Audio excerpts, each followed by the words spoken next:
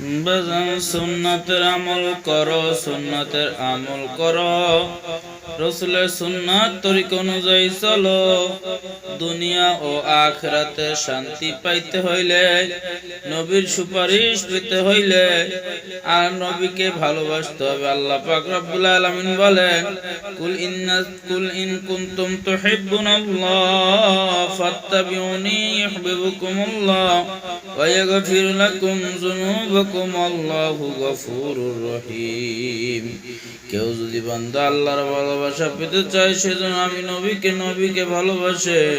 আমার নবীকে ভালোবাসলে আমার আল্লাহকে ভালোবাসা হয়ে যাবে। নবীর ভালোবাসা পাবো কেমনে? নবী তো দুনিয়ায় নাই। আল্লাহ পাক রব্বুল আলামিন, আল্লাহ নবী সাল্লাল্লাহু আলাইহি সাল্লাম বলেন, আল উলামা ওয়ারাসাতুল আম্বিয়া। হক্কানি উলামায়ে কিরাম নবীর ওয়ারিস। হক্কানি উলামা